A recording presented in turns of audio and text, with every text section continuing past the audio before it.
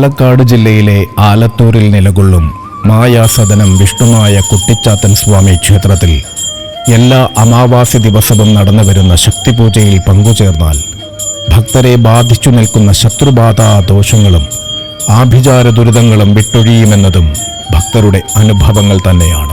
നാമനക്ഷത്രാദികൾ കൊണ്ട് പൂജിച്ച രക്ഷകൾ ധരിച്ചും രക്ഷയായി നിൽക്കുന്ന മായയെ ഭജിച്ചും ഇവിടെ വന്നെത്തി ജീവിത വിജയം നേടിയവർ അനവധിയാണ്.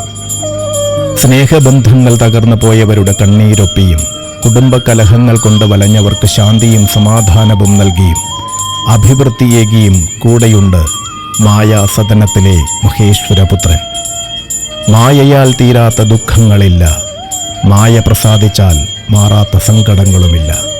അതെ, മായാസദനം പൊന്നുണ്ണി വിഷ്ണുമായ സ്വാമിയുടെ തിരുസന്നിധിയിലേക്ക് വന്നു ചേരൂ.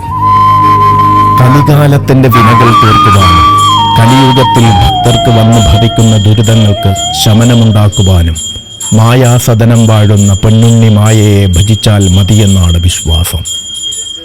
ആഭിചാരദോഷങ്ങൾ കൊണ്ടും കാലദുരിതങ്ങൾ കൊണ്ടും പിതൃദോഷങ്ങൾ കൊണ്ടുമെല്ലാം തടസ്സങ്ങൾ നേരിടുന്ന ഭക്തർക്ക് എന്നുമെന്നും അഭയമാണ് മായാസദനം വാഴുന്ന പൊന്നുണ്ണി വിഷ്ണുമായ സ്വാമി.